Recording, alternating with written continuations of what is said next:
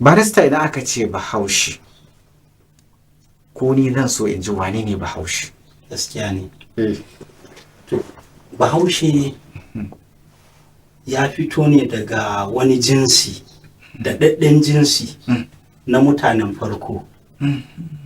Akwai tarihi mabambanta akan wane ne Bahaushe, amma wanda ya fi inganta shine cewar Bahaushe ya fito ne daga jinsin Kifɗawa. Jinsin Kifɗawa su ne asalin mutanen da suke da ƙasar Egypt, ƙasar Masar. Bahaushe shi asalinsa yana daga haula ne na ƙabilar Kifɗawa. So shi yasa kaga tarihin shi kenan ya kai can baya har lokacin Annabi Ibrahim. Tunda kaga Annabi Ibrahim matarsa Hajara da sarkin Masar ya bashi. Sarkin shi kanshi ba Kifɗe ne. Yar ma da aka ba Annabi Ibrahim daga zuriyar Kifɗawa ne. Allah kuma ya maimaita ma Annabi Muhammadu sallallahu alaihi wasallam da ya bashi Mariya, wannan matar da ta haifa mashi Ibrahim, daga zuriyar Kifɗawa suke. To Hausawa haula ne daga wannan zuriya. So suna da daɗaɗɗen tarihi. Mutane ne da suka rayu a kogin gaɓar Nilu a Egypt. To a tafiya da migration, wato ƙaura na yadda ƙabilu suke yi, sai su ma suka watsu a duniya. Suka shigo ƙasashe da yawansu sun fara zama musulmi ne tun daga can. Tun daga can gaɓar kogin Nilu suka zama musulmi, sai wasunsu suka ɗaukan makansu daman su yaɗa musulunci. To sai suka watsu musamman a inda ake kira Maghreb. Maghreb su ne ƙasashen Larabawa da suke arewacin Afirka. To a nan suka haɗu da Larabawa waɗanda ake kiransu Babas. Babas Larabawa ne waɗanda suka taya wasu sahabban baya yaɗa musulunci, amma suna da fata wadda take baka.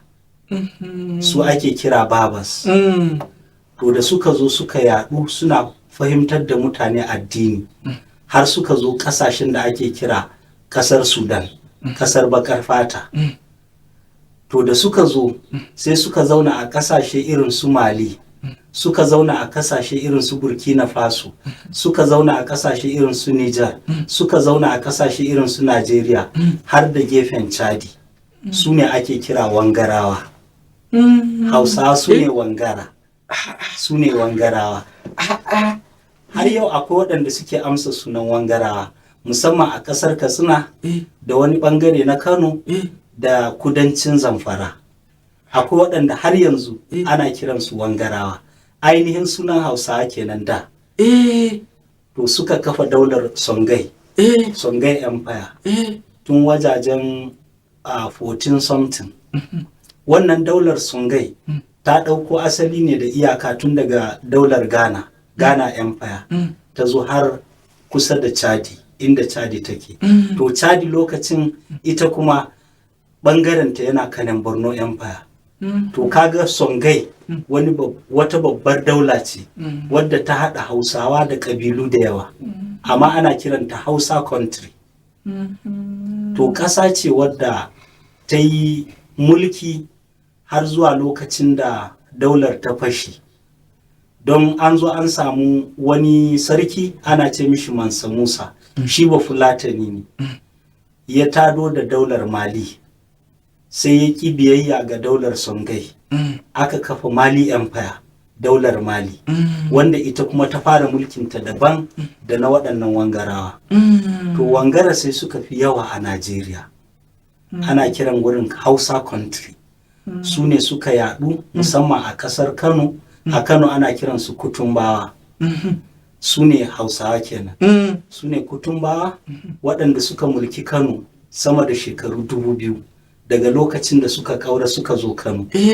Kamin Fulani su yi jihadin ɗan Fodiyo, har a zo a samu Fulani su karbi mulki. Sarautar Wangara su ne Kutumbawa a Kano, ya kai shekara sama da 2000 suna mulki. So Katsina ma akwai su, amma a Katsina ana kiransu na manta da sunan, watakila zan tuna. Su ma akwai sunansu, su ma sun yi mulki a Katsina na sama da shekaru 1000. Har zuwa lokacin da Umarun Dallaje ya karbi tutar Dan Fodiyo.